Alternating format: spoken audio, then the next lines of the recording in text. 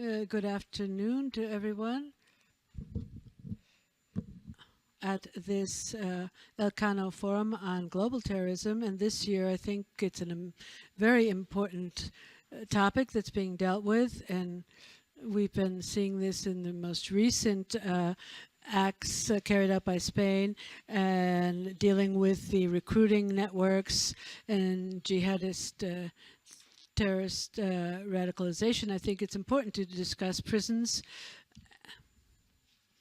First, I'd like to thank the Elcano Forum for its invitation. This is my second year consecutively. It's very important to work with this institution. I think it's very important. It's necessary, and I never tire in saying this, to think that in the world of research and science and study has to always be complementary and hand in hand with the law enforcement. And it's also important for this to be done through institutions and professionals that are not just having good intentions, but being professionals and very solvent academics, such as in the case of the Elcano Forum. And both Fernando and Carola are really important in the implementation of this type of forum. I've been able to see some of the speakers this morning through the streaming this morning. So I'd like to say one thing. I'm not going to participate in the forum only as a moderator, but I would like to say something that's important. In the area of prisons, I would also extend this to juvenile justice. There's something that's very fundamental in Spanish justice system, which is the recovery of the person, reinsertion, reintegration of the person.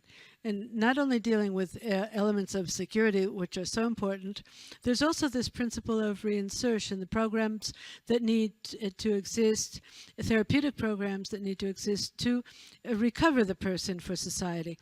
Because what we can't do is only work from the point of view of the criminal law of the enemy. And this puts us into a position of great vulnerability. If we're able to be victorious and overcome a terrorist group such as ETA, and not just rely on law enforcement, but also have overcome this from the point of view of law and legality and the rule of law. If we apply law, the rule of law, we are full of right, and we're able to discern between those who are full of values of democracy, of humanity. And we can only see that these terrorists are only seeking to cause fear and terror. I'm going to begin by presenting Daniel Koehler. He's the director of the Institute of Studies on Radicalization and Deradicalization in Germany.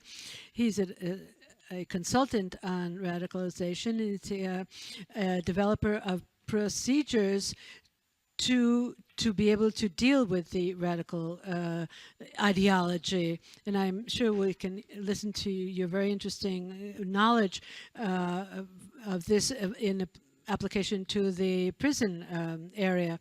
He's the author of a publication on de-radicalization. And I'd like to give you the floor, Daniel. Thank you for coming. You have exactly 20 minutes. Thank you. Thank you. I do not speak a word Spanish, so I give you a couple of seconds to take on the earplugs. First of all, let me thank you very dearly to the Elcano Institute and Professor Reinares for the invitation. I'm really honored to be here today. My first time in Madrid, actually, so I really enjoy being here and talking about de-radicalization in prisons. Now, I've been working for about 8 years on de-radicalization, both academically in research and as a practitioner in and outside of prison.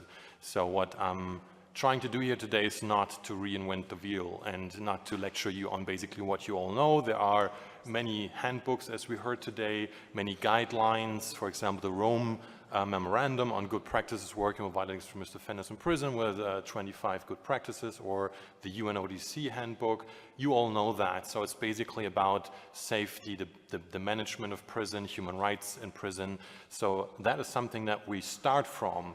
And what I want to tell you also about is that de-radicalization does not come in a one-size-fits-all. So there are many different types of de-radicalization or CVE programs that we need to look at. Specifically, when you compare these programs around the world, you will come across at least 3 core characteristics, which is the ideology, the radical ideology included or not? Specifically or strictly speaking, is it a disengagement or de-radicalization program? Is it passive or active in its outreach? So is it actively going towards potential clients and trying to persuade them to participate in a program, or is it passively waiting to be contacted, for example, through a hotline approach, etc.? And is it state or non-state run? Of course, there are also an overlap, for example, public-private partnerships. Now, when you cross-section all these elements in this nice graphic here, you will see that there are many different types of programs specifically targeting specific aspects of the radicalization process. Some are more community-led, civil society-based, some are more prison-based. Of course, in prison, naturally, you have your client at hand, and the client usually has time to talk to you or not. So you have them. Basically, all prison-based de-radicalization programs are actively outreaching programs. So what I want to say here is simply be aware that there are many different types of programs that work in and outside of prison as well. There's no reason why a radical inmate could not write a letter to a civil society-based de-radicalization program outside of prison and asked for help to be counseled. Happens in Germany, happens in Western Europe all the time. So these programs do not necessarily have to be prison-based and prison-run. There can also be civil society service providers going inside a prison and working them. So the next step that we need to understand here is that the process of violent radicalization happens across a timeline towards crossing the legal threshold of doing a criminal activity. We know that before something criminal happens, before law enforcement and prison and judges come into play, there's something criminologists call leakage. So violent extremist offenders, before they offend, send messages and send information about their intent and radicalization process, usually first of all to their families and peers and friends, and then to the community around them. So we know that for a fact that in the majority of cases, 60–70% of even lone actor terrorist cases, family and friends knew very well about the radicalization process and potentially even the plan to attack. And then we also know that the run-up to a terrorist attack is usually covered by criminal activity. So usually, one statistic says 2.3 criminal activities before a terrorist attack. So that what tells us is that there's a dynamic flow between the communities, the families, prison time, and post-prison time. So be aware that there's a pre-prison and a post-prison time in terms of violent radicalization that we must include in our perspective. We cannot understand de-radicalization in prison completely isolated from what happened before prison time and what happens afterwards. And there's a good reason for that, because the most cases of violent radicalization are seeking publicity. If you just imagine that you are radicalizing and you are finding the perfect, true, the 100% true ideology that solves all your problems in your life, you want to share that with your friends, with your family, and those individuals around you that you think are important, and you want to bring them to this truth as well. So the minority of violent extremists, at least those who join a group, are suffering from mental health issues. We know that for a fact. It's different with lone actor terrorists, but that's a different animal. But for the most part, violent radicalization to terrorism and violence does not happen in clandestine, does not happen out of sight from families and friends and communities. And it does not happen or does not stop to be visible when people come out of prison. And even within prison, even radicalization within prison is usually detectable by the peers and friends and families who are visiting their family members in prison. So what we know is that we need different programs along the radicalization process when we have different bits and pieces. For example, the entry process, the activity phase, sometimes that leads to prison, and then the afterwards phase, maybe probation, maybe exit time.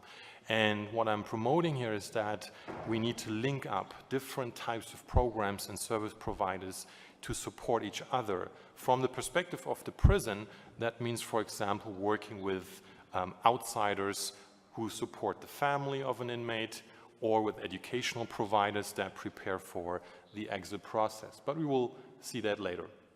Now, all the reasons for leaving a group, a terrorist organization that we know from research, are also the same, mostly in prison. So we have push factors from within the group that push people out. Internal power struggles, burnout, for example, hypocrisy, anything that really does not make a lot of fun when you are a member of an extremist group that once makes you wanting to leave. And then you have pull factors, for example, family and friends, the desire for a normal life, your own life circumstances change, maybe you become a father or a mother, and then you want to change your life in a different direction. Now that happens to people outside and inside a prison. Now what is different though are the inhibitors. There are inhibitors, barriers from leaving a violent extremist group. For example, the threat of retaliation.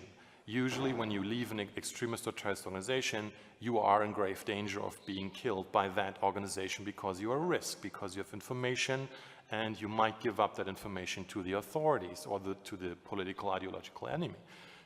Normally, outside of prison, you could protect people, you could change their names, you could put them in a witness protection program, or they simply move to another town or another country. But when they are inside of prison, it's very difficult, and you all know that, to protect these individuals from immediate retaliation. One case I had in Germany with a neo-Nazi terrorist in prison, and who said to his peers, I want to quit, I'm out. And immediately when he said that, external people from his group outside of prison started threatening his family, starting to shoot at his family, to actually put a grave danger on him and a threat on him that he would not leave the group. So you have to always consider inside and outside perspectives as well. So the basic lessons that we've learned, if I look back at my practical experience, the literature, the research, of course, you need to uphold human rights standards, you all know that, secure custody, orderly, safe environment, all that is standard and we all know that. And there is this basic principle of R&R, risk, need, responsivity. That is an established principle in criminology. If you want to change a human being's behavior, start those with the highest risk level. So those with a high risk, high degree of radicalization should get more resources in terms of time, counseling, more different actors being active with that person. Focus on the needs of the person, so the driving factors, the radicalization recipe, so to say. You need to find out what has been driving and attracting these individuals to a violent extremist milieu. And then focus on those methods and tools that work with really emotional and effective behavioral change, for example, responsivity tools, where they experience their own change in their own lives. That is proven to be most effective for rehabilitation programs for ordinary offenders, and it's the same with violent extremists. Now, advanced is actually that we need to understand the different roles of the people working in prison. That it's an own universe, like we heard. You have the prisoners, you have the inmates, you have the day-to-day staff that lock them up and let them out. You have prison psychologists, social workers, educational providers, faith or spiritual staff, and all of them have a different role, a different perspective on the inmates, and different access point to the inmates. And all of them should be at least carefully trained to follow a joint strategy, how we cope with radicalized inmates, for example. We also need to understand networks connecting inmates to the outside. And we heard this morning, and you all know this, that prisoners communicate freely, more or less freely, with the family or their peers outside of prison. They're even able to conduct terrorist attacks and plan terrorist attacks. Now, intelligence, the role of prison intelligence is absolutely crucial, especially when you try to separate highly radicalized, and we all heard the different classifications, highly radicalized inmates from lower followers or drifters. We know that from European experiences that it makes sense to group and isolate highly radicalized cases, and those, the drifters, the low radicalized individual, low risk cases, disperse them in the general prison population, because these influences can actually help them with a disengagement or de-radicalization process. But it's crucial that they do not communicate with each other, the highly radicalized with the low radicalized, because then of course the low radicalized will become the poster boys and just the messengers bringing back and forth information. So prison intelligence is absolutely crucial. Now, external service providers could and should be included in your strategy, because that massively widens your curriculum, your perspective, even the services you can offer inside a prison. Of course, it's a matter of security and training and standards, and I will talk about standards in a minute, but just think about the time before and after. If you focus just on the prison time, you will lose basically 2/3 of that person's life. And I'm not talking about really the 2/3, but basically a pre and post prison environment, and you will send them back into a post-prison environment. So that is the most crucial factor actually to prepare what kind of network, what kind of service providers receives your inmate and client in what kind of state. So for that, I wrote for the German government, I wrote a structural integrity standards handbook.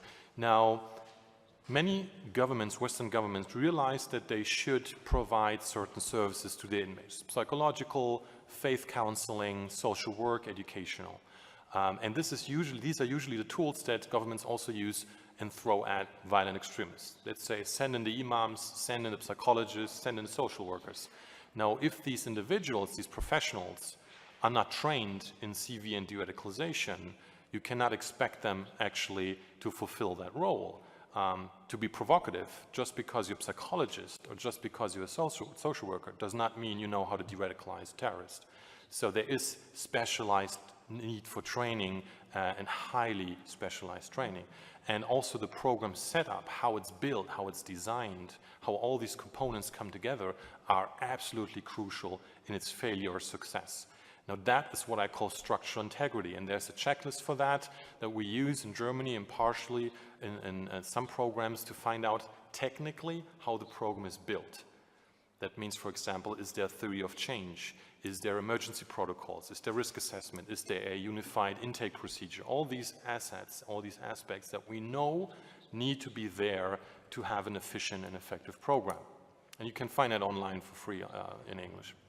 So the levels of activities for a de-radicalization program we know from comparative studies should include ideological, I will talk about what that means, practical, pragmatic, so job training, drug treatment, therapy, anything that actually physically holds them back into the movement, and effective, so the social positive environment.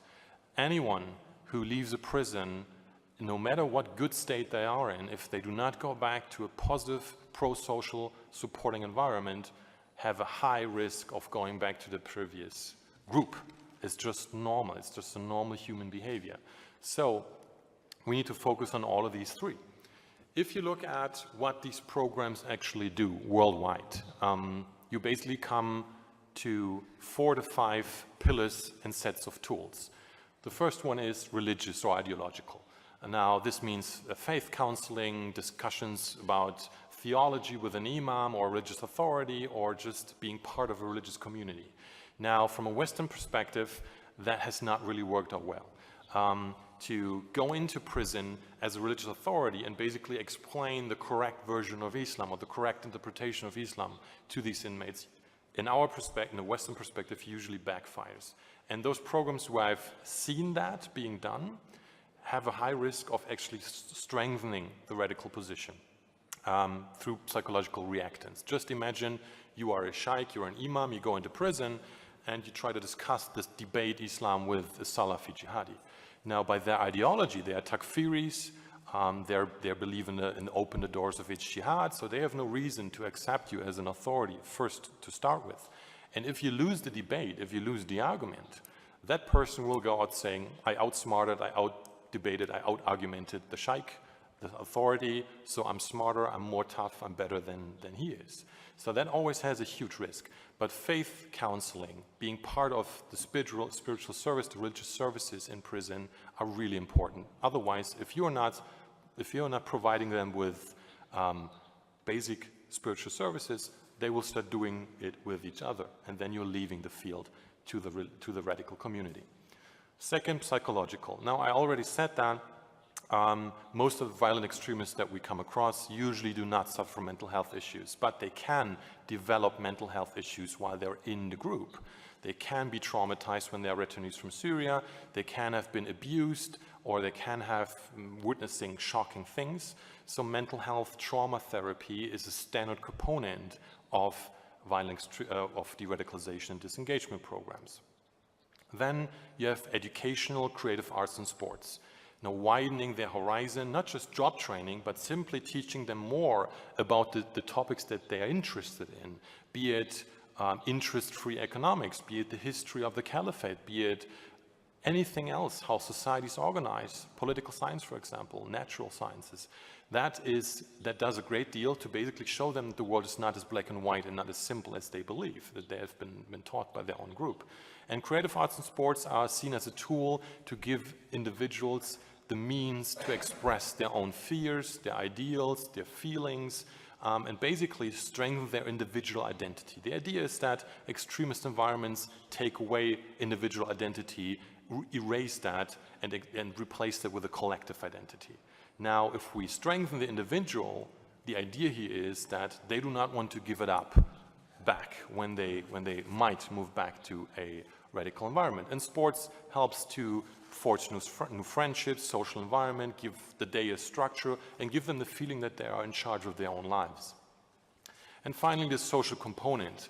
Most violent extremists radicalize because they want to change the world for good. They want to help other human beings. Now, giving them a chance to do so is really important.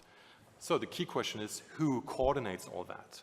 Now, that is the absolute game changer. If you have a specific role of CV coordinator who can bring in all these different aspects and tools and service providers with a strategy for the person based on an individual assessment, what they actually need, their needs. So one inmate could need more theological or more social work or more educational and less of the other. So you need to have someone pulling the strings, someone with a strategic perspective. And that person is a special role, a specially trained expert behind all that. Now, I'm skipping this. I just want to show you that there are different phases inside and outside. So transferring a person in, for example, through pre-trial services, and then preparing the release into a counseling program. So the connection between the prison agencies and the probation, the social services, educational services is absolutely crucial. And we've seen it over and over again. If the transfer out is not prepared very well and carefully, usually all the work done being in prison fails. The other way around, if you as an outside prison provider, de-radicalization program, receive a person after 6 years, for example, and nothing has been done with that person, there's nothing really a lot you can do. You don't know the networks in prison, you don't know what happened to the person, the further radicalization process. So be aware, pre and post prison time is absolutely crucial. Now, if you want to learn more about that, this is the book that was mentioned about the basics of de-radicalization, the different philosophies and programs worldwide behind it. I compared, I think about 50, 60 programs for that book. And if you have any questions, I'd be more than happy to answer them. Thank you.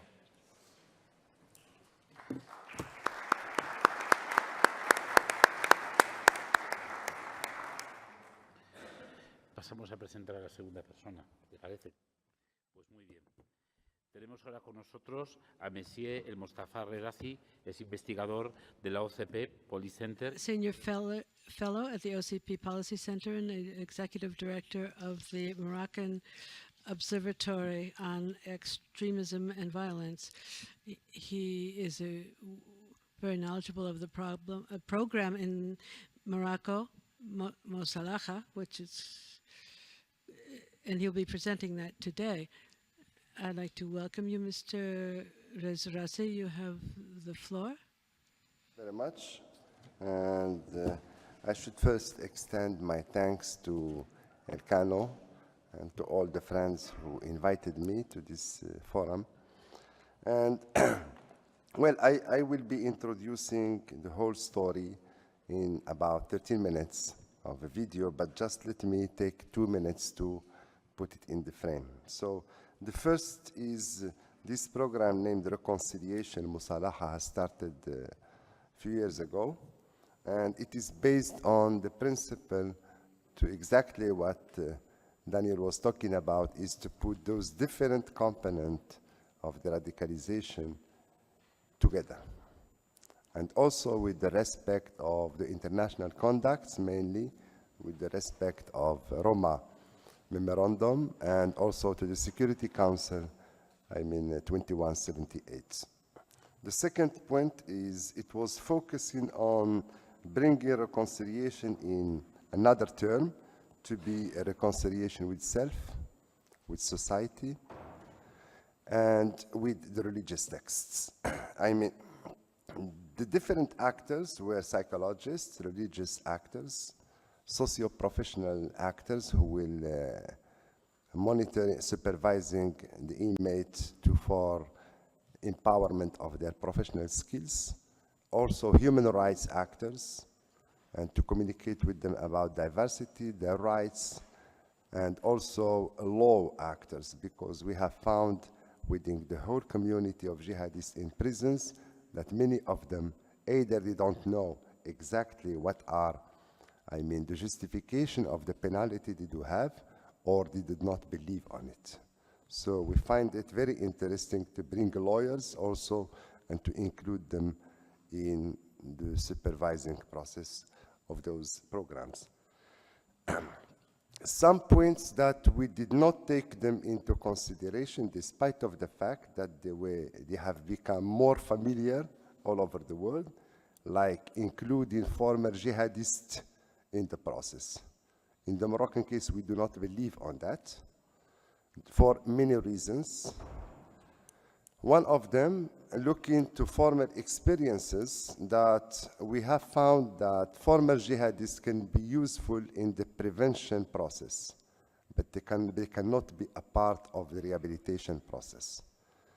The second one is from sociological point of view. We have found that this story, and I'm so sorry, and I will say it on my own account, this industry of narratives in Europe has created a big problem, that those former jihadists are resisting to change the job. So they are enjoying this job, this new job of former jihadists, which is very dangerous in the future. So that's why we have excluded this recommendation of memorandum conduct. The second exception we have done concerning the recommendation related to including the families of victims. So after discussing the issue from a clinical psychological point of view, we have found that many programs have bring this situation to increase the feeling of guilt. So we have changed it by just showing videos of the victims instead of bringing them face to face. So I will let you first see this experience, then I'm open to any question. Thank you. The Musalaha, or Reconciliation Programme, was launched by the Kingdom of Morocco in its efforts to fight terrorism and renounce violent extremism. In its second edition, the programme included a variety of events covering intellectual, religious, legal and professional training, as well as specialised psychological support. يسعدني بداية أن أرحب بكم في هذا اليوم المبارك الافتتاحي لبرنامج مصالحة في نسخته الثانية، والذي يأتي كاستجابة لانتظاراتكم على مستوى التحصيل والمعرفة.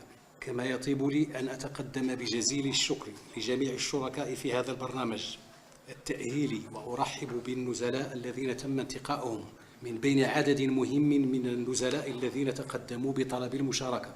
The programme, which was overseen by the General Delegation of Prison Administration and Reintegration, increased its partners in the second edition that took place at the local prison in Sally every day for 2.5 months.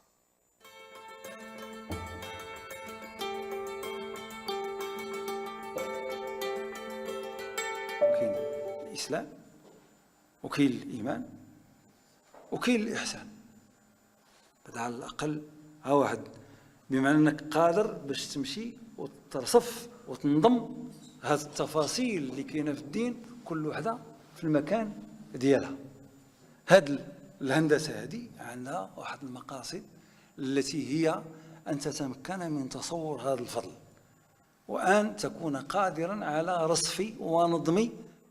In terms of intellectual and religious rehabilitation, the issues were numerous, including the linking of Islamic legal provisions to the purposes of Sharia, Islamic law, and its objectives, the reality of the living conditions in terms of society and state, and the consequent control of these provisions according to contexts and tendencies. With the study of doctrines in relation to the misunderstanding of monotheism and the potentially consequential fanaticism and disobedience which may amount to exclusion, takfir, the accusation of blasphemy, and violence were essential issues within the multiple issues addressed by the intervening scientists. والله تعالى ملي قسم أصناف هذه الأمة قسمها لثلاثة الأصناف وذكرهم في سياق الاصطفاء والاختيار. ثم أورثنا الكتاب الذين اصطفينا من عبادنا فمنهم ظالم لنفسه ومنهم مقتصد ومنهم سابق بالخيرات بإذن الله. الظالم لنفسه والمسرف على نفسه في المعاصي. هذا ذكروا الله تعالى في واحد السياق ديال الاختيار والاصطفاء، لأنه من أمة النبي عليه الصلاة والسلام، وكلهم الله تعالى وعدهم بالجنة، جنات عدن يدخلونها. حتى تيقولوا بعض أهل العلم منهم محمد الأمين الشنقيطي رحمه الله، هذه الواو هذه ديال هذه الجمعة هذه حقها أن تكتب بماء العيون، وقال هذه أرجى آية عندي اللي وسعت حتى على العصاة، وهي واحد الرؤية اللي من خلالها كنغيروا طريقة النظر ديالنا. تأملوا انتم. إعطاء المرء يعني الفرصة لتملك الأدوات والمهارات وتحصيل على مفاهيم معرفية بديلة على ما كان لحل مقفل كل خطاب متطرف أو غالي.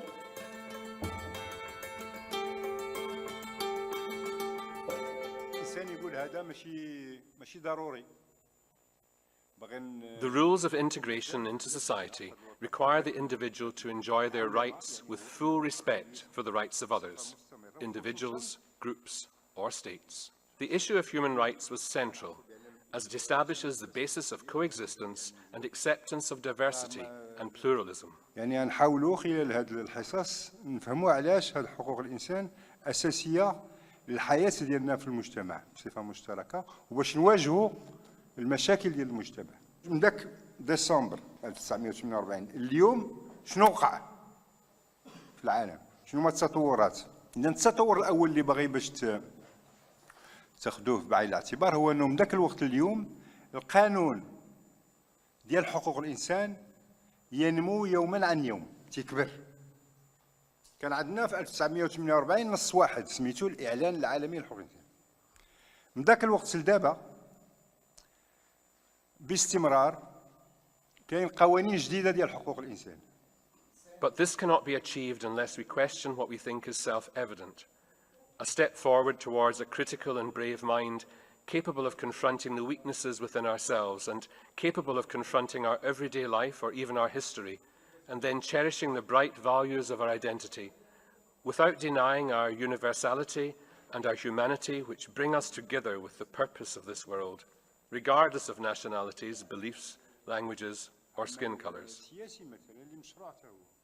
بغينا نتحدثوا على مكانة حقوق الإنسان في المملكة في المغرب، وفي جزء أول نتكلم لأن هذا السؤال غيتطرح عندكم كما تطرح عندي أنا وكما كيطرح عندنا كاملين كمغاربة، والدستور ديالنا عالجوا بواحد الشكل.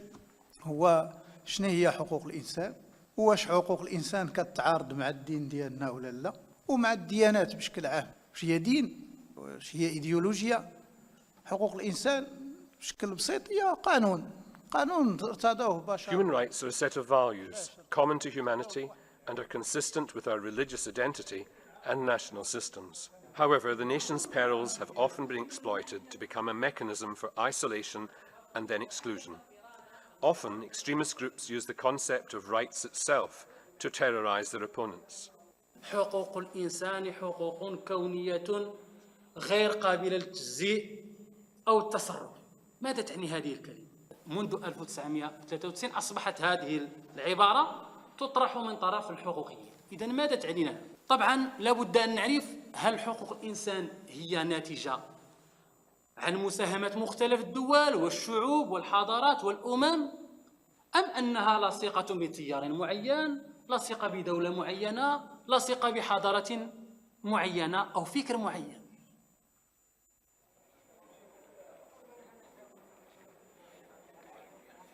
The right understanding of religion and the awareness of human coexistence on a peaceful and civilized basis could not be achieved in the Musalaha programme without realizing the impact of violence on others and being aware of its painful consequences.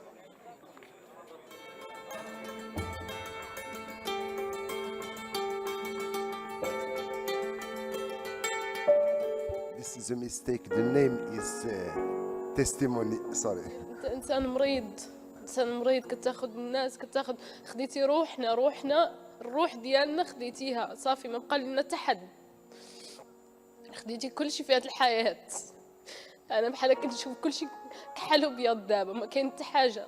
مع المغرب هكا جو الإرهاب، فلان فلان فلان فلان فلان ذبحوهم هذوك الرجال. الأم تاعي لما سمعتهم برا يزقوا ويذبحوا هذوك، عرفتهم قلعت الذهب تاعها خاصة كانت تدير في الحشا في الفلفلة، قصت ذاك في الماء اللي تحت ذاك الفلفلة باش زعما يقال لي أنا كتروح عارفة روحها باللي تموت. حقيقة كاين الناس اللي ما راحش تسامحك انه تشوف فيك على اساس انه الاب تاعك قتل لي الاب تاعي، ولا الاب تاعك قتل لي الابن تاعي، ولا قتل لي الزوجه تاعي. بالطبع راح يشوف لك بمنظور على اساس الاب تاعك قتل لي الاب تاعي. خاصه البنات، كاين اللي جا راح يخطبها ولا يتزوج بها يعرف بلي الاب تاعها انه هو التحق بالجماعات الارهابيه راح يبطل. انا دروك راني امي سبت بوه، سبت خوه لا عمه ولا خاله، يعني دروك انا كيفاش نقول لك، ممكن هو راه في بيت وهاني عنده خاوته. انا لو كان بواه خلى لي امه ممكن كانت تجيب لي خاوتي، تجيب لي خواتاتي ندفى بهم. الحاجه اللي وقعت لي سكو ذاك النهار من هو خرج انا مشيت طليت من الشرجم وبقيت حاضيه حتى هو غادي، والوقيته اللي هو صافي غادي يوصل ما عنديش فين نبقى نشوفو مازال، هز عينو شاف فيا ودار ليا بحال هكا. يمكن كان هذاك الشيء هو يعني بحال نقول لك وداع. Hearing a number of testimonies from the victims of terrorism is certainly a painful, sorrowful moment, yet very humane. The Musalaha programme focused on scientific methodology for the presentation not to turn into a dramatic situation by raising the participants' feelings of guilt. The objective of the organisers was to convert any feeling of guilt into a state of positive awareness, opening the door to forgiveness, working to correct mistakes, and helping others recover. Tout ce qui s'est passé en Europe pendant cette dernière décennie, les attentats à Paris, Bruxelles, vu que je suis bruxellois, Nice, Barcelone, tout ça, ça nous a vraiment beaucoup touchés.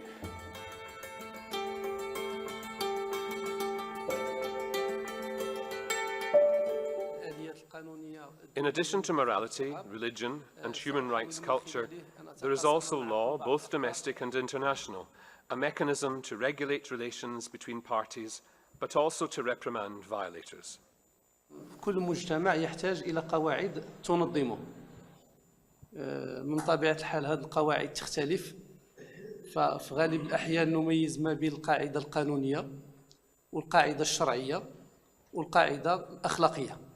وكل قاعدة عندها خصائص خاصة بها. القاعدة القانونية ولا القاعدة الشرعية ولا القاعدة الأخلاقية قد تتفق فيما بينها وقد تختلف أيضا فيما بينها في أحيان أخرى، وهذا أمر طبيعي لأن كل وظيفة وكما قلنا عندها مصادر خاصة بها وعندها وظائف خاصة بها.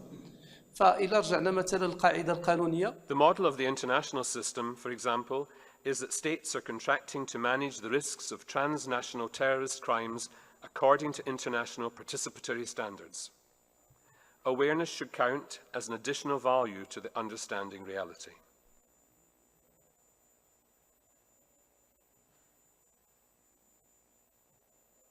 صاحب جلالة محمد السادس نصره الله ملي بداو أحداث الإرهابية في البلاد دار خطاب أكد فيه بشكل يقيني تشبت بالقانون. في الخطاب تقول لنا كامل احنا كمسؤولين والمواطنين والكل شيء تقول لهم احنا سنحارب الإرهاب بقوة القانون. Nationally, Morocco has chosen a comprehensive approach to face the phenomenon, but the law remains our first choice. يعني قبل في 2003 كاين قلتي لي على من بعد 2003 هنايا غادي نجمعوا مع الاثر الرجعي ديال القانون ديال الارهاب، هو ان بعد ما وقعت الاحداث ديال 16 ماي 2003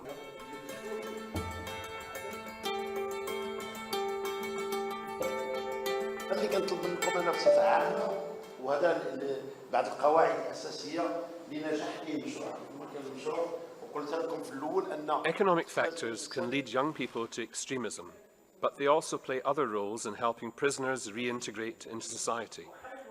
The programme dedicated one of its sections to socio-economic rehabilitation, teaching participants the competencies of self-management, supporting them in the preparation of economic and self-generating projects, and enabling participants to earn their living in an honourable and positive fashion. الانسان يفرق بين الفلوس ديال المشروع والمشروع الشخصي ديالو.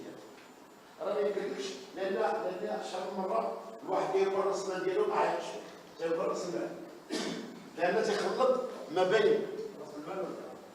ما بين رقم المبيعات الشيخ دابير والربح.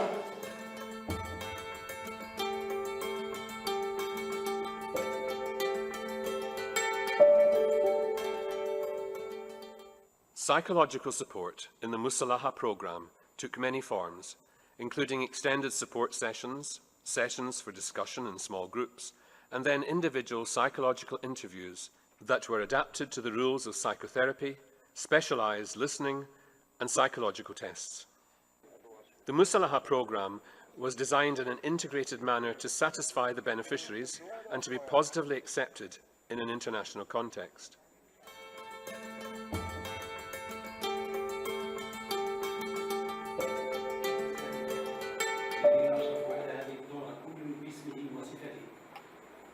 The closing day was not only an opportunity to assess the implementation of the programme activities by the supervisors, but it was also an occasion for the participating inmates to send 3 messages. The first message, to prove the appropriation of the keys to build, destroy and dismantle extremist discourse. The second message, to express their thanks to the organisers by offering gifts of appreciation. The third message was in the form of a telegram sent by the beneficiary inmates to His Majesty King Mohammed VI to express their loyalty and gratitude to His Majesty for his constant patronage of the constructive initiatives aimed at promoting Morocco and its citizens. مولانا صاحب الجلالة، إن مشاركتنا في هذا البرنامج التأهيلي لإدماج مصالحة تجسد بجلاء عنايتكم المولوية برعاياكم الأوفياء، وذلك من خلال برنامج غني ومتنوع فتح أعيننا على بناء تصورات بديلة تنبني على الاختلاف والتسامح والانفتاح واكتساب المعارف الضروري لفهم النص الديني من داخل المرجعية الدينية للمملكة القائمة على العقيدة الأشعرية والمذهب المالكي. Has the Musalaha programme achieved its objectives? أنا جد مسرور بالمشاركة في هذا البرنامج اللي كان في الحقيقة فرصة وواحد الفضاء معرفي عرف طرح عدة أفكار وعدة مفاهيم متعلقة بعدة مجالات جد مهمة. Je souhaite remercier toutes les personnes qui ont contribué à la réussite de ce programme Moustalahat d'exception, riche en savoir avec différents cours de religion, de droits de l'homme, législatifs et surtout un accompagnement psychologique formidable. برنامج مصالحة خلاني نتصالح مع النفس ديالي أولاً وخلاني نتصالح مع الأسرة ديالي ومع المجتمع وكان لي واحد الفضل كبير. تعلمت ببساطة أنني كل حاجة نخليها لمواليها. لمست داك النوبل ديال هذه المبادرة، داك الشيء علاش كنقول الناس اللي داروا هذا الشيء هذا شكرا. It is a rehabilitation program. Thank you. I guess my time is over, so we will stop it just right here. Thank you.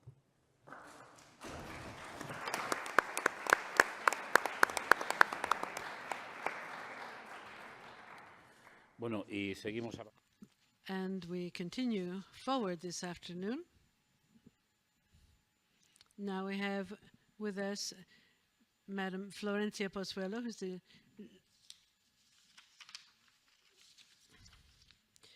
she's the head of programs, design, monitoring, and evaluation, General Secretariat for Penitentiary Institutions from the Ministry of Interior, Government of Spain. Thank you for coming, Florencia. You have 20 minutes. Good afternoon. The wine has had an effect already, and I can even forget to greet all of you. I'm going to present the intervention framework program for violent radicalization processes with Islamist inmates. We're new. This is dates from 2016. We're new in our program. But we're in it. We're involved.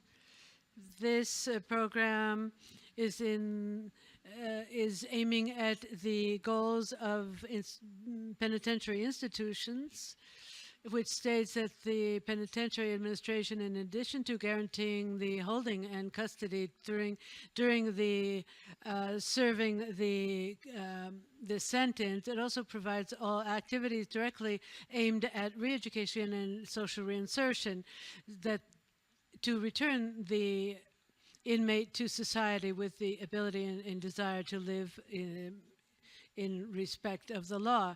These are compatible and also integrating.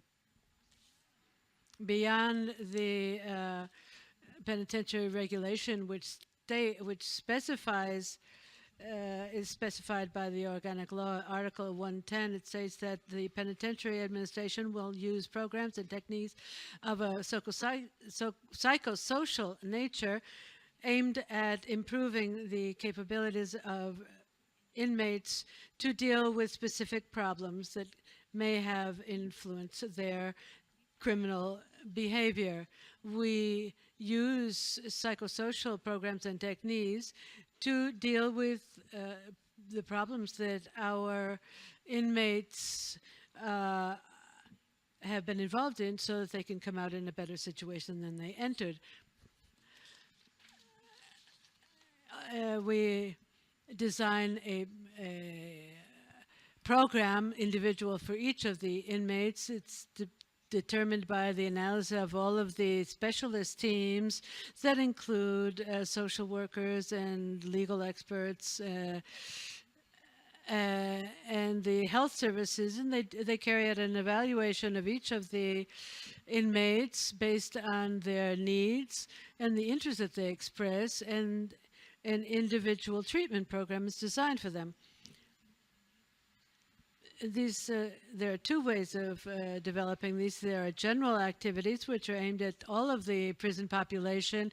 We're talking about educational and training programs, cultural programs, sports. And on the other hand, we're also talking about specific treatment programs, which is what we're talking about this afternoon. As you can see, there are two different types of treatment programs. One is aimed at dealing with the criminal offense committed, In this case, we're talking about programs which have to do with gender violence, crimes, sexual aggression, and in child pornography. And now we're also dealing with one that we just developed aimed at hate-based crimes. And we're also applying a program at this time that we just designed last year, and now it's underway in a good number of prisons aimed at violent conduct, violent behavior in crimes that involved violent behavior. And we're talking about murders, robbery with violence, etc. This is all published on the Secretariat General website, and anyone can be able to use it. And then on the other hand, we have programs aimed at individuals who have common characteristics. And here we'd be talking about the problem of aliens or foreigners, people who have a disability or drug addiction. And in this case, we also, and another one that would be involved in what we're talking about here, which would be aimed at Islamic radicalism. Why do we need this program? This morning, it was explained that there's a strategic plan for the detection and control of this type of inmate, through which there are different assessments made and determination of the degree of monitoring. And this morning, we have developed the existence of 3 different groups of inmates that I won't go into here, but in this also is based on the determination made by the different departments and that consider the need that the inmate needs to be subject to a specific treatment. That it's very important, of course, to have monitoring from a security standpoint, but also we have to intervene from a psychological standpoint, which is what we're doing with all types of inmates. What are the, we have 3 groups to which we target these programs. These are the convicts, people who have been convicted of jihadist terrorist crimes. We have Group B, where individuals who have been involved in proselytism. And who are we dealing with?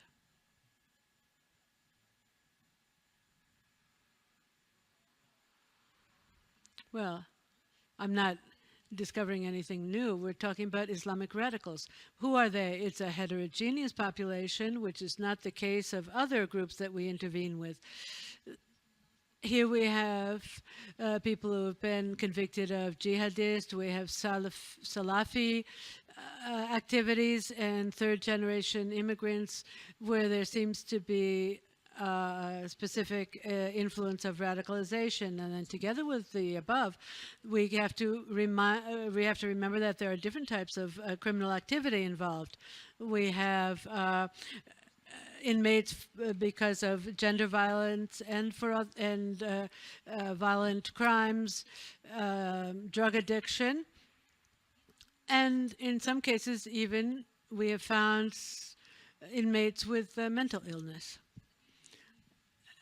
What are we acting on? We know that Islamic radicalization is considered a process that's caused by multiple factors of a social, economic, and political nature.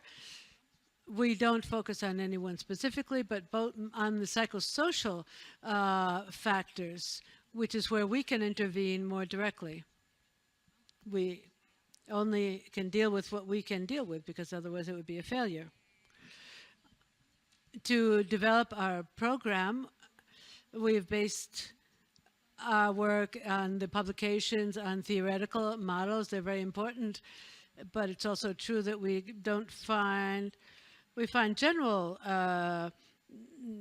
programs, but not very specific programs that have been designed, which is something that was really the intent of the General Secretariat. I'm going to refer to one because of its importance and how important it was for us. The process of the theory of identity fusion or merger. We're talking about evaluations. We're not. This is something. The identity fusion is in radicalization recruitment. There's a creation of belonging until the subject abandons the individual becomes identifies fully with the group, and there's a reinforcement, and we seek to bring about a reinforcement of identity, individual identity. And I'm going to go over this, the emotional dimension, and we've talked about this throughout the afternoon, the importance of emotions on our subjects. The punishment or the threat of punishment as and we're talking about agents of persuasion. Don't do this.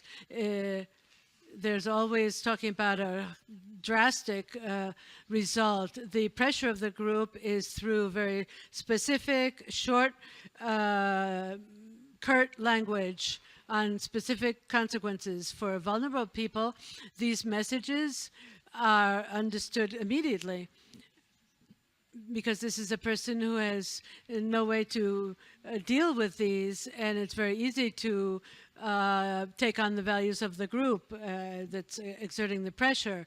One of the attitudes or signs that is shown when this pressure exists is that you should be praying, not exercising, etc. The pyramid model is important. It establishes different strati or steps. We're going to review this because it's important because of the different psychological importance of. We have the sympathizers as the first step, followers, activists, radicals, and then the violent radicals would be the final step. And what characteristics do we get from the pyramid model? The sympathizers and followers, the ideological and the emotional response is foremost over the behavior. The activists, their attitudes are become behaviors, personal contacts, and there's a progressive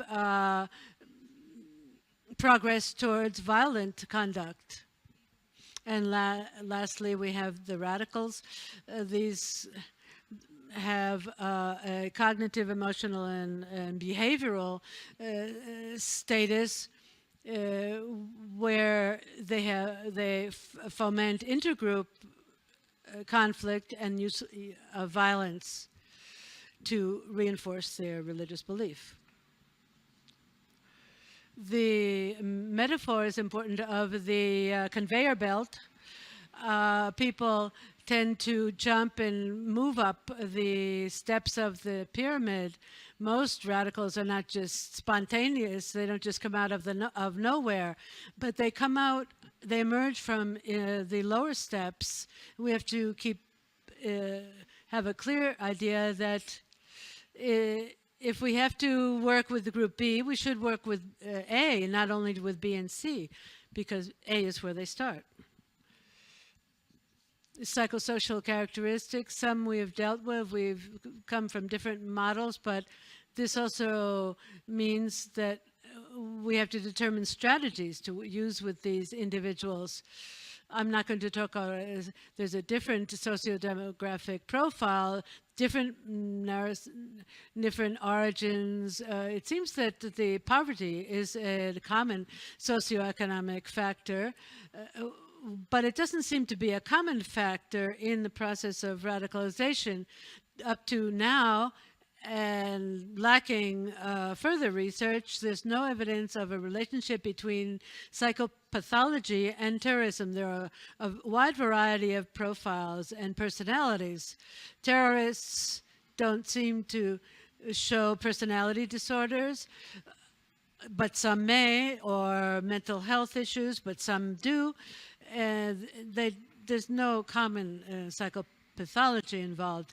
It's also important that we're being told that the data doesn't show that terrorists could be psychopaths. This is important because, as we know, emotion is influencing, determines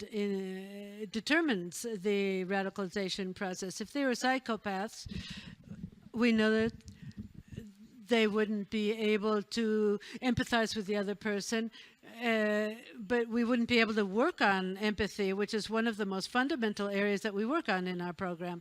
Because without empathy, there's no repentance. And if they were psychopaths, we wouldn't be able to work that way in our experience, which is not too vast.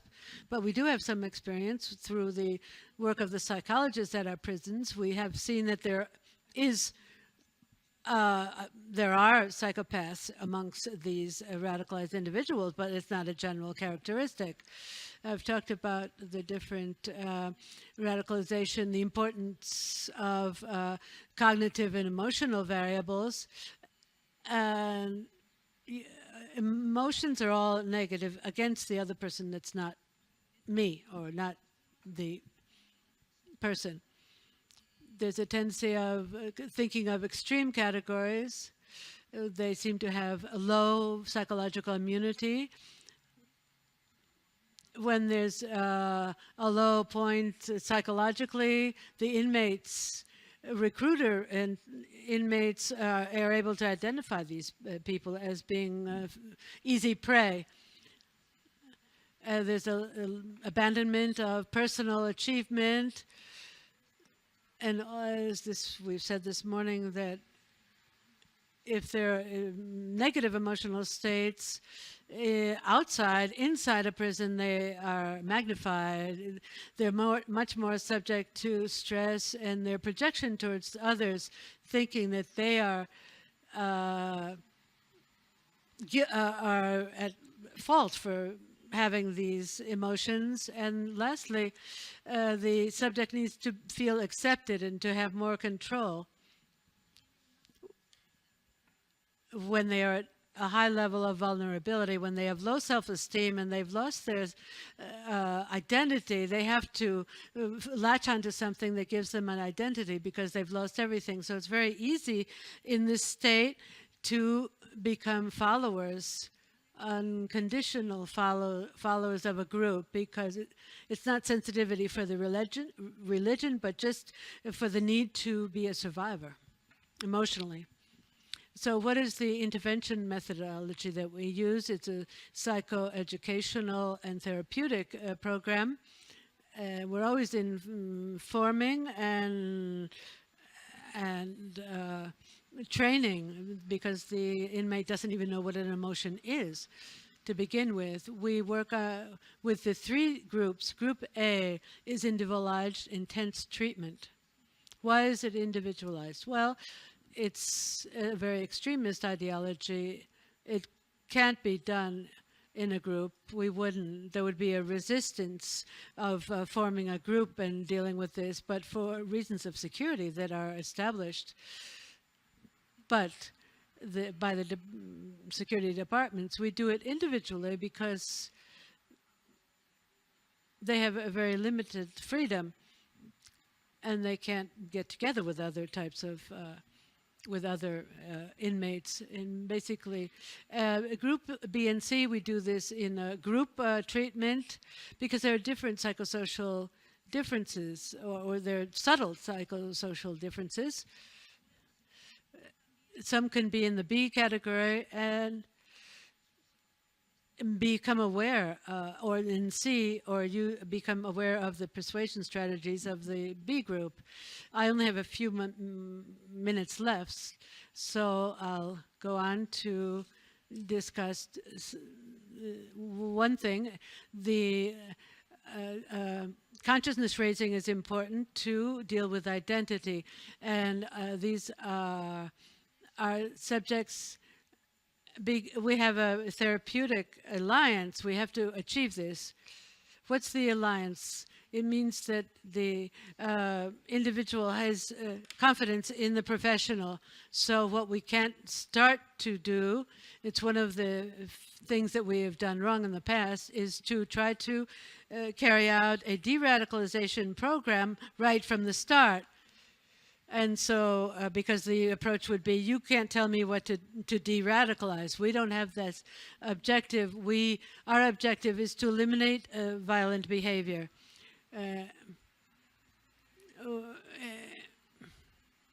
And you have everything that we do. Conclusions. We began in December 2017 and up to now. What are the conclusions that we've reached? We're going to redraft the program by including a follow-up phase. We're working with them. Some of them have left the program. But after finishing the program, we can't leave them. We have to carry out a follow-up. We have to do a monitoring process afterwards. There's a very important matter. The last part of the program is change in lifestyle. We need to, they have life expectations. They will be going back. They need to be able to go back to a place of protection. And penitentiary institutions offer possibilities of jobs and even training and university studies. Some have studied art history, political science. But they have possibilities, but they have to be motivated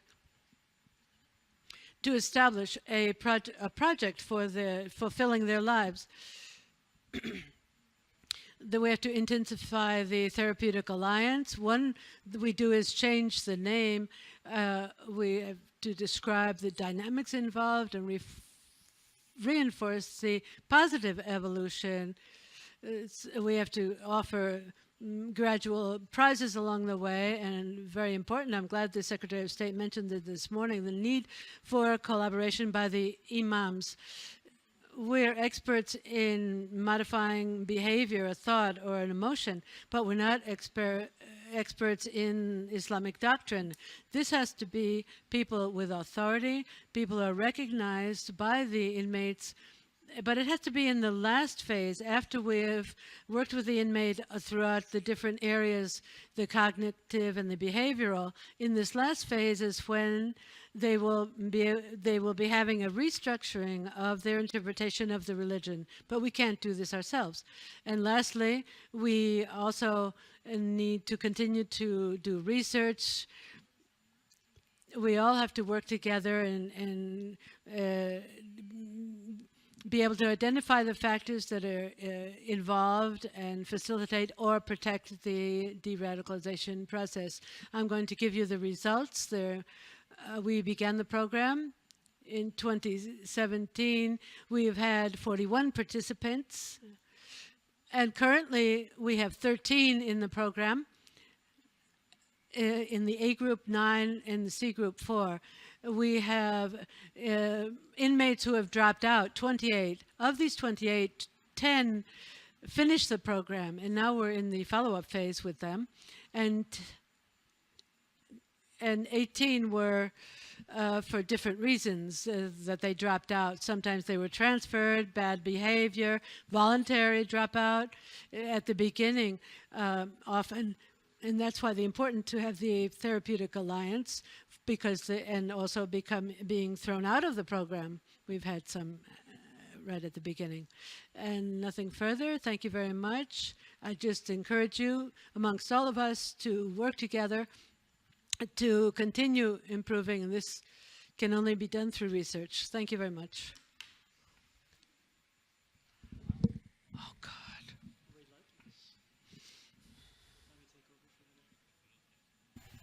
Thank you very much, Florencia. What you explained was very clear. We're very much behind, even though I've been very strict with timekeeping. But let me now give you the floor in case you have questions.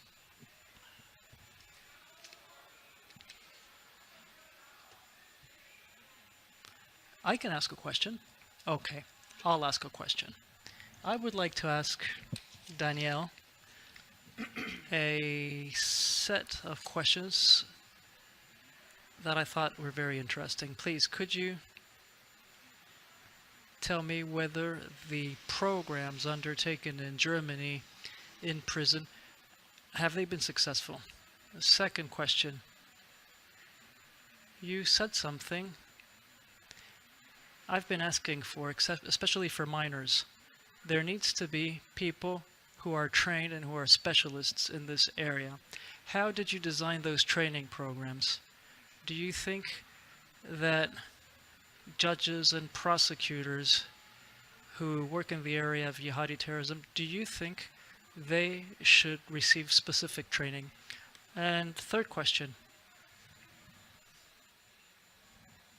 you talked about two stages. First, what happens before people arrive in prison, and then after prison, the post phase. Could you tell us what is being done in Germany? Thank you. Thanks for the questions. First of all, Germany as a federal republic is very diverse in its landscape. So current estimations are that we have about 1,500 active CVE projects in Germany. And there's no federal structure that actually would steer them or guide them. And prison matters are state matters. So the states have their own policy regarding de-radicalization in prisons. And of course, different states are having different problems.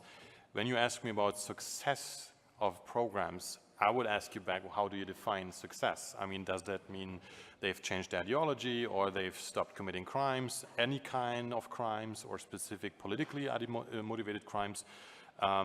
We know that the recidivism rate, that means the re-arrest rate of offenders who have gone through de-radicalization programs, tends to be much lower, much lower than if they have not received any kind of rehabilitation or reintegration program. But that being said, the vast majority of de-radicalization programs in Germany, including or in addition to all these programs worldwide, have not been scientifically evaluated. So that is a huge problem that we face worldwide and not just in Germany for myriad of reasons. The second question you asked me about the training, absolutely yes. Anyone who is working with persons of any age who might be radicalizing or already radicalized should receive specialized training. Psychology, law, social workers, educational professionals. Usually, the psychology of radicalization and de-radicalization is not included in their standard training. So they need to, they would automatically look at the process from their own professional lens. So a psychologist would treat it as a psychological disease or mental health issue. A social worker would treat it as a matter of social integration, etc., etc. But these are only bits and pieces of the overall picture. So we need to establish training programs for professionals and then teach them basically about the other side of the teacup, basically, to tell them what is out there. So we in Germany have started in some states CVE training centers, state-run training centers for professionals, for all kind of professionals, SWAT police officers, probation staff, teachers, school psychologists, and attaching to their own profession, to what they know anyway, and then broaden their understanding of the other aspects that they need. Basically, it's about recognizing radicalization, assessing it, assessing who does what is the responsibility, and then designing an intervention and basically referring to those people who are responsible for it. So that's absolutely yes. And the third question, before and after. So just imagine a person coming from a troubled family background, coming into prison, being convicted of a terrorist crime, for example. But the family situation is one of the main driving factors of the radicalization process. You will not be able to solve that radicalization in prison without including the family, for example. And when they come out, they need a new job, they need a new home community, maybe they have kids, maybe they have different other legal problems. So what we have, of course, we have probation officers, of course we have social services, mental health services. The question is who brings them in line on one strategy for one person. And for that we have, in some states, not all, we have coordination centers with state and non-state de-radicalization programs who basically stay with the person through all the way, before they go to prison, when they are in prison, and when they come out.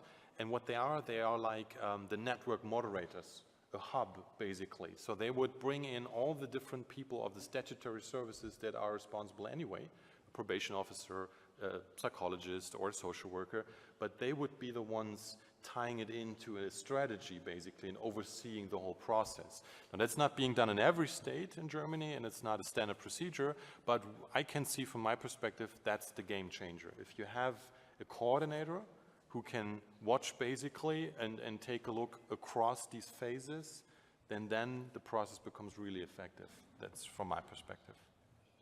Muchísimas gracias, Daniel. Thanks. Voy a formular ahora.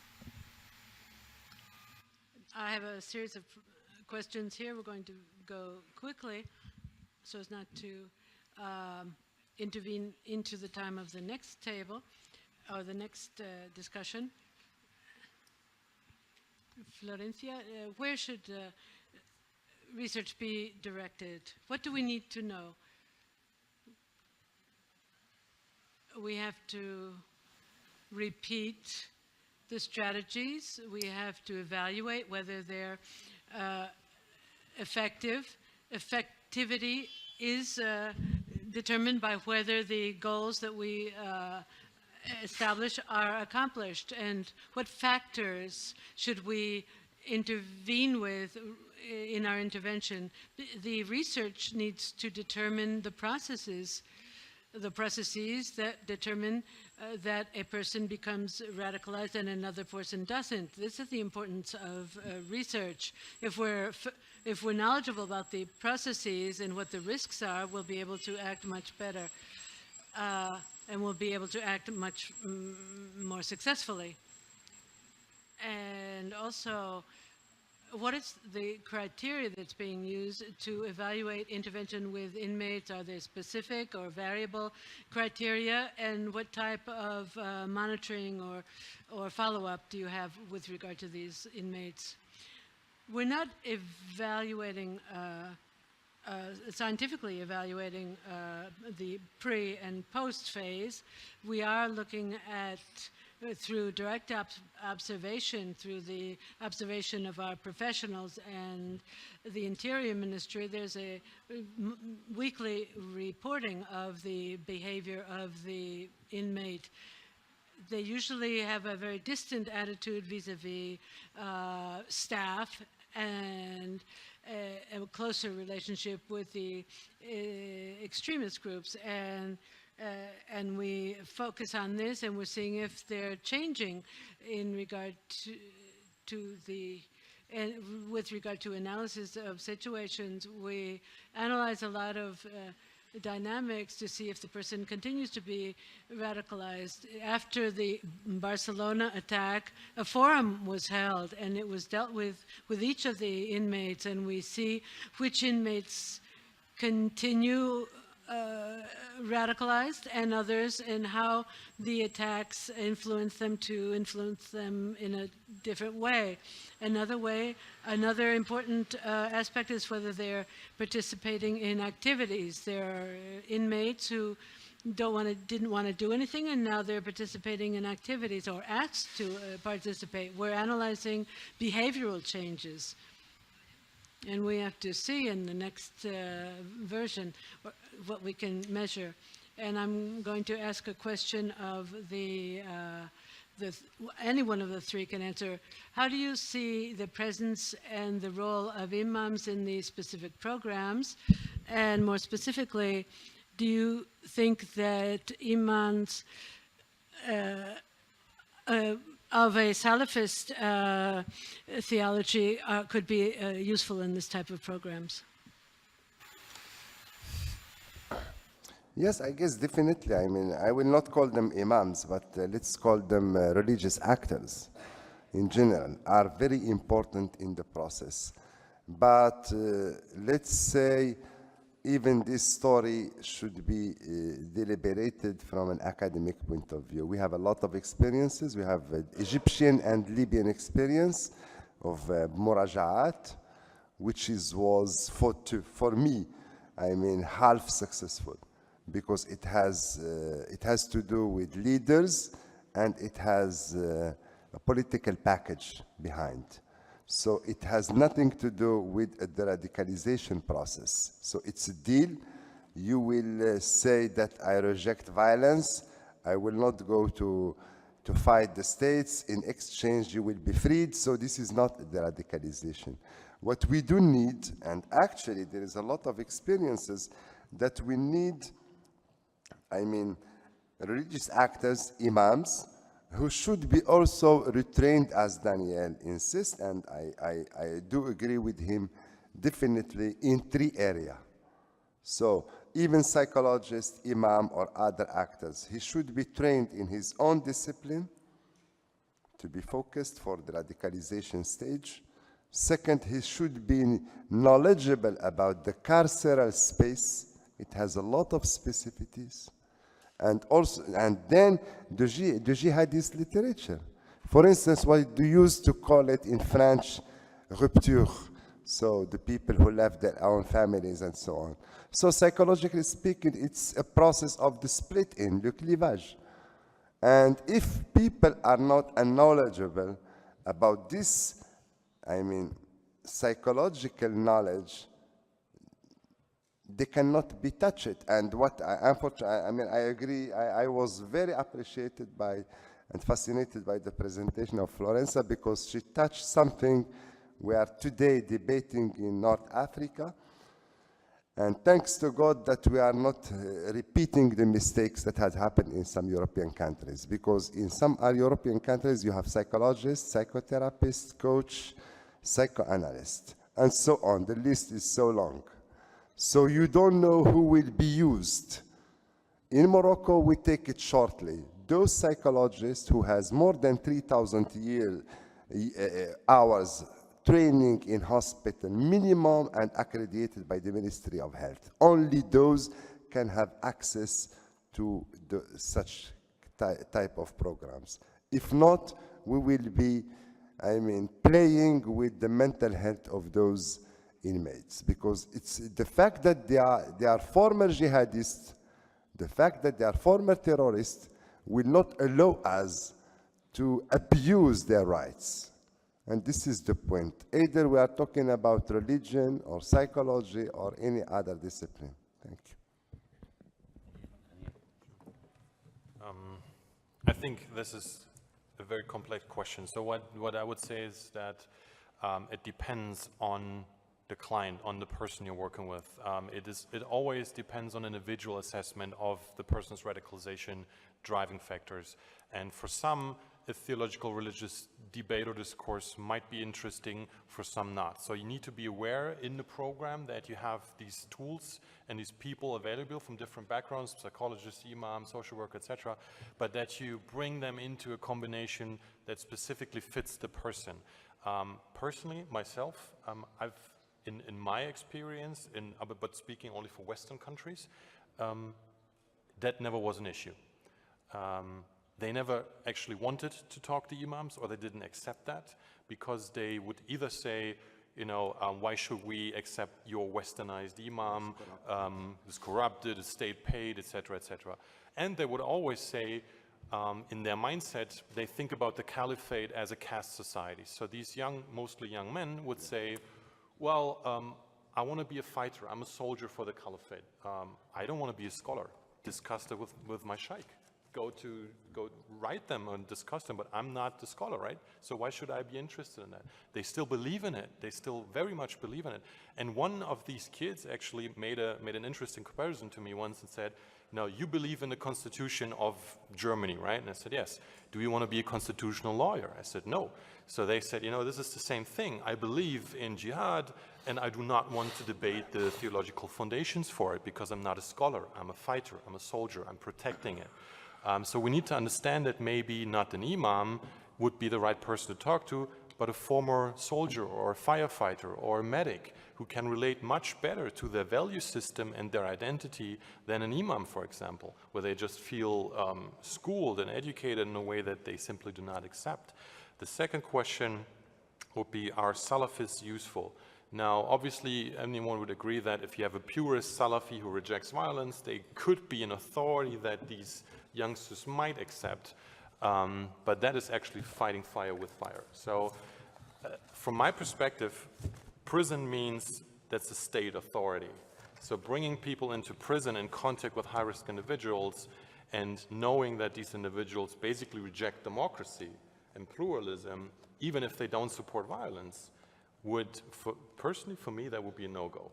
I realize that there are programs that work with pure Salafis as theological authorities, but as I said, in my contact, even the state-run projects that I've worked and I know with in Germany, they never came across even one single jihadi inmate who actually would want it even to talk with them. Either they said, I'm not interested in it, or I don't accept them. So, of course, religious services in prison are important, like prayer and faith-based services, because if you don't provide them, they will do it for each other, and they will bring in their interpretation. Or they would have contacts with outside Salafis of the jihadi community giving all these services. Now that is the bigger issue in Germany, how to choose imams that basically run the basic religious services in prison. No, we haven't solved that yet. Muchas gracias. Florencia. Thank you. Florencia? Let's see, we have a reality. These subjects interpret religion from a radical standpoint, so this is a crucial part of the program. Of course, it needs to be individualized, and interventions need to take place when the subject is ready. So that there can be a critical and constructive judgment of what the past of the inmate has been. In Group A, we had 2 inmates. When the program was concluded, they themselves said that they had questions, they had doubts, and that they wanted to speak to an imam.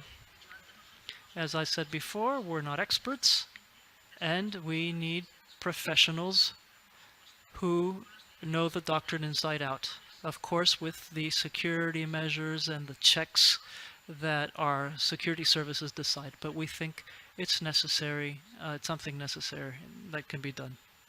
Under control, of course. How many imams work in prisons?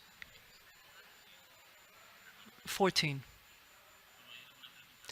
Thank you, Florencia. Are there any further questions? Would anybody like to ask a question? If that's not the case, I'd like to thank Daniel and Mostafa and Florencia for having taken part in this debate. You've been brilliant. You've cast a very bright light on this matter, and I hope that the Instituto Elcano will continue to do research in this area. Thank you very much.